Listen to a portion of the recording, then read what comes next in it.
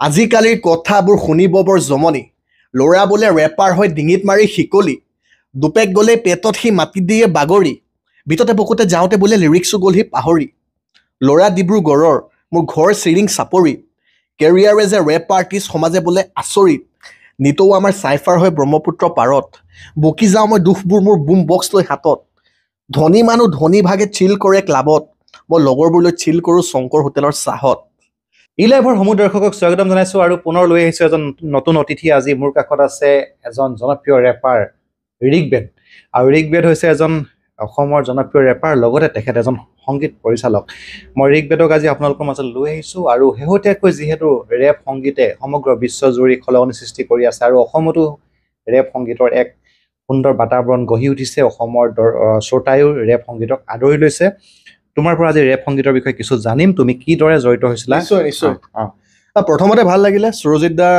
চেনেলত আহিছোঁ সকলোৱে like comment share and subscribe চব কৰি থাকিব ভাল লাগিছে ৰেপৰ লগত জড়িত কেনেকৈ হ'লোঁ জাৰ্ণিটোৰ বিষয়ে ক'ব লাগিলে মই প্ৰথম অৱস্থাত ৰেপত ডেফিনেটলি নাছিলোঁ মই ৰেপতটো অহা বহুত দিনেই হ'ল তথাপিও ধৰক 2008-9 চনত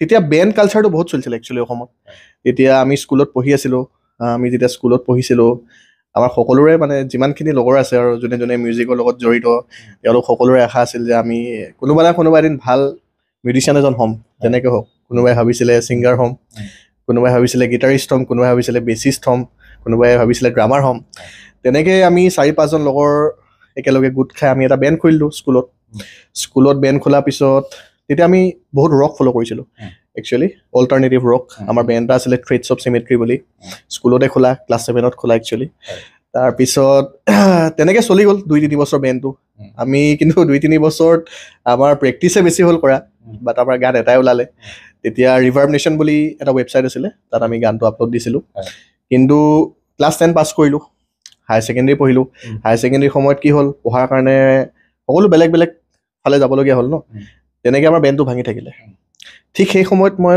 ভাবিলোঁ যে নিজে মানে চ'ল' প্ৰজেক্ট কি কৰিব পাৰি বহুত আমি ৰিচাৰ্চ কৰিলোঁ বহুত চালোঁ তেতিয়া দেখিলোঁ যে ৰেপ এনেকুৱা এটা বস্তু যিটো মানে আপোনাৰ অকল বিট এটা লাগে আৰু আপুনি নিজৰ মনৰ কথা খুলি মেলি ৰেপৰ জৰিয়তে আপুনি ক'ব পাৰে প্ৰকাশ কৰিবলৈ পাৰে তেতিয়া মই ৰেপ একচুৱেলি ভালকৈ জনা নাছিলোঁ কিন্তু তেতিয়া মই লিংকিন পাৰ্ক শুনিছিলোঁ লিংকিন পাৰ্কৰ যিজন ৰেপাৰ মাইক শ্বিনোডা বুলি কয় তেওঁকো বহুত যথেষ্ট চোৱা হ'ল এমিনেমক চোৱা হ'ল স্নুপ ডগ তেনেকৈ মই বিচাৰি পালোঁ বহুত ৰেপাৰ তো মই ভাবিলোঁ তেন্তে যদি ক'ব পাৰি নিজৰ মনৰ কথা এই জনৰাটোৰ ফালৰ পৰা তেন্তে তেতিয়া মানে ৰেপ একচুৱেলি 2013-14 পৰা ষ্টাৰ্ট হ'ল আৰু তোমাৰ এটা গীত বহুত জনপ্ৰিয় হৈছিলে ডিব্ৰুগড়ক লৈ তুমি এটা গীত ৰচনা কৰিছিলা ডিব্ৰুগড় এন্থেম ৰাইট সেইটো আমি শুনিছিলোঁ আৰু অলপ শুনাই দিবা নিমা দৰ্শকক পাহৰি গ'ল ঠিক আছে সেইটো তুমি এটা ৰেপ সংগীত তুমি শুনাই দিয়া দৰ্শকক চিয়'ৰ এটা ৰেপ ৰিচেণ্ট ৰেপ এটা লিখি আছোঁ আহিবলগীয়া তথাপিও আপোনাৰ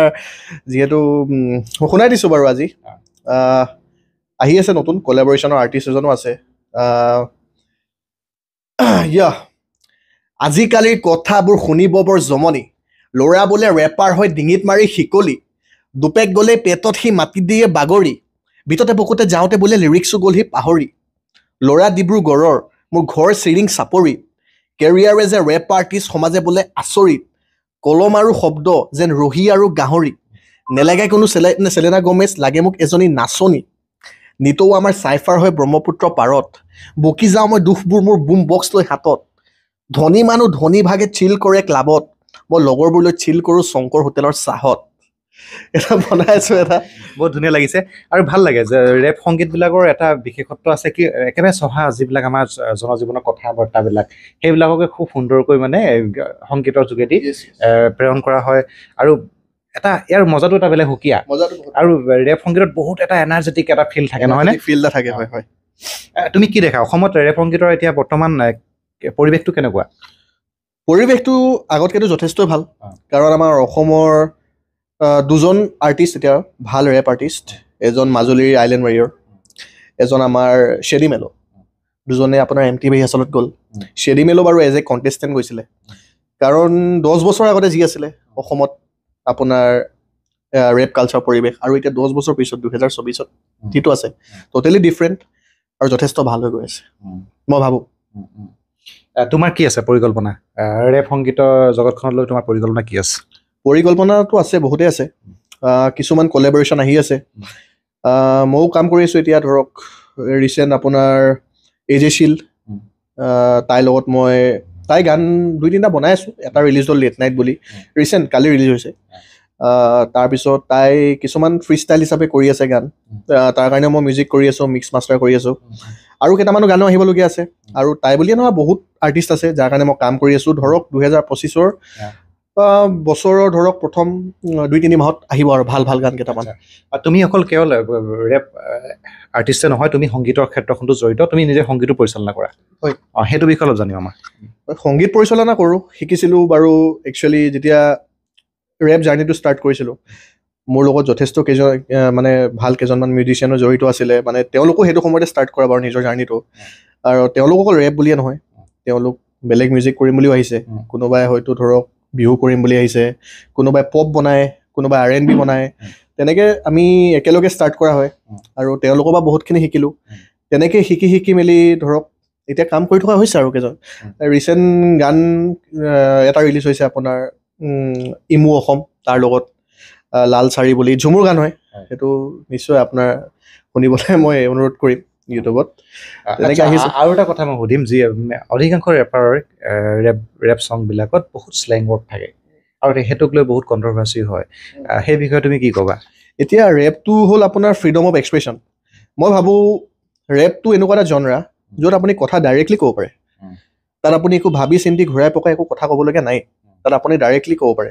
এতিয়া বহুতে ভাবে যে বহুত ৰেপাৰে শ্লেং ৱৰ্ড ইউজ কৰে, কিন্তু এনেকুৱা বহুত ৰেপাৰ আছে যোনে শ্লেং ৱৰ্ড ইউজ নকৰিব, কিন্তু তেওঁলোকৰ কথা কোৱা নাযায়।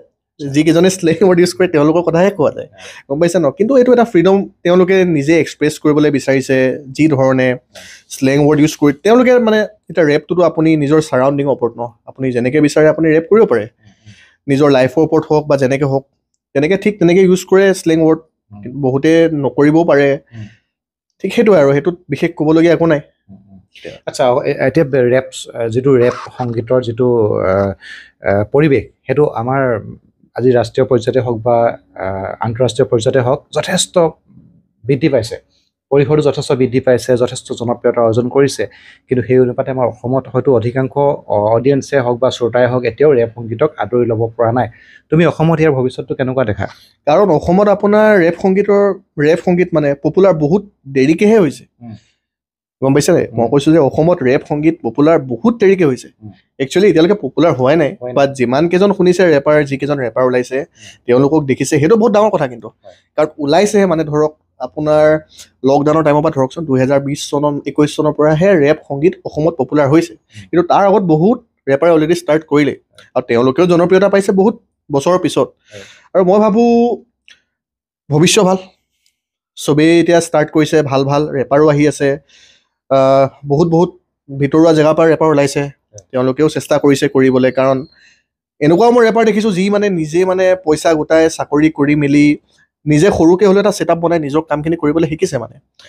আৰু ময়ো ভাবোঁ তেওঁলোকে আৰু ভৱিষ্যতলৈ বহুত ভাল কাম কৰিব। মইতো ভৱিষ্যত ভালেই দেখিছোঁ বাৰু বৰ্তমান। অতি ভাল কথা। আৰু অসমত দেখিছোঁ বৰ্তমান সময়ত যথেষ্ট ৰেপাৰ ওলাই আহিছে। বেছি আমি দীঘলীয়া কথা নাপাতোঁ। এয়া আছিলে ঋগ্বেদ, আৰু এজন উদীয়মান ৰেপাৰ, সংগীত পৰিচালক। তেখেতে যথেষ্ট সংগীত পৰিচালনাও কৰিছে, আৰু আশা কৰিছোঁ অসমতো ৰেপ সংগীতে এক গুৰুত্ব লাভ কৰক। আৰু যিহেতু লাভ কৰিছে, এতিয়া ইতিমধ্যে বহুতো শ্ৰোতাই ৰেপ সংগীতক আদৰি লৈছে। সেইদৰে অসমত বহুতো ৰেপাৰৰ জন্মও হৈছে। ভাল লাগিলে তুমি আজি ইমানখিনি সময় আমাক দিলা। শেষত কি ক'বা আমাৰ দৰ্শকক? শেষত বিশেষটো ক'বলগীয়া একো নাই, কিন্তু মোৰো ভাল লাগিলে ইয়ালৈ আহি মেলি। আৰু আপোনালোকে সুৰজিতৰ চেনেলটো ছাবস্ক্ৰাইব কৰি থ'ব, আৰু ভাল ভাল আৰ্টিষ্ট আহিব, আৰু ভাল আপোনালোকে ইণ্টাৰভিউ পাই থাকিব। আৰু তেওঁকো ছাপোৰ্ট কৰক, তেওঁকো গ্ৰ' কৰিবলৈ দিয়ক, বাছ ইমানেই। ধন্যবাদ। হয়, আপোনালোকে চাই থাকিব ই লাইফ। আমি পুনৰ লৈ আহিম এনেদৰে নতুন অতিথিক আপোনালোকৰ মাজলৈ। আজিলৈ ইমানতে সামৰিছোঁ। নমস্কাৰ।